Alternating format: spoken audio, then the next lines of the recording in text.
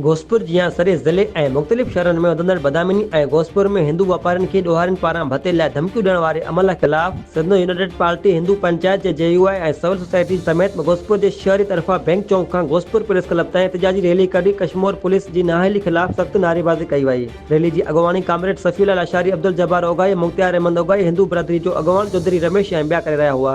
Rally में शरीक शहरी भताखोरी बंदि करियो, चोरियूं धाड़ा बंदि करियो, ज़िले कश्मीर जो अमन अमान बहाल करायो, सिंधी हिंदुनि खे लड़ण बंदि करियो जा नारा हणी रहिया हुआ। रैली घोसपुर शहर जे मुख़्तलिफ़ बाज़ारनि चौकनि खां थींदे शहर जे मेन बस अॾे वारे इलाइक़े में पहुती। हुन मौक़े ते अॻवाननि मीडिया सां ॻाल्हाईंदे चयो त कश्मीर ज़िले में अमन अवाम लाइ हिकु ख़्वाब बणिजी वियो आहे। अफ़सोस आहे जो 3 सालनि खां वठी आवाम दाऊ पियो करे ऐं शराबतजात बणण लाइ पर पुलिस ऐं चूंडियल मेंबरनि कननि में कप विझी छॾी आहे। को बि इलाइक़े जे अवाम खे ॾोहारियुनि जी चंबे मां आज़ादु करण वारे अमल में संजीदा कोन्हे। सिर्फ़ ऐं सिर्फ़ अमन अमान जे बहाली जे लाइ आहे। अमन अमान बहाल कराइण हुकूमत जी ज़िम्मेदारी आहे।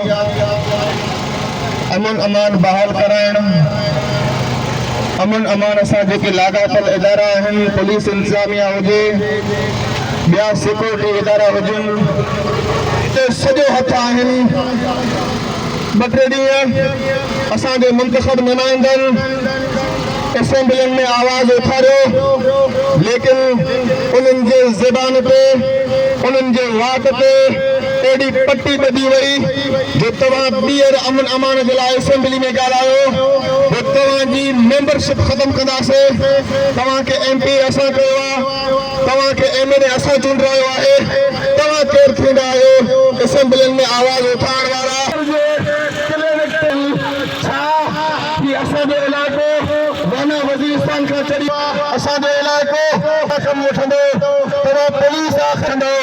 इंशाअल्लाह ताला ग़यूर आहे, असांजो अवाम गैरतमंद आहे ऐं इंशाअल्लाह ताला असां 20 तारीख़ ते JUI तालके कंदकोट जी सतह ते हिकु वॾो कंदकोट में अज़ीम एहतिजाज रखियो आहे। उन खां पोइ 25 तारीख़ ते ज़िले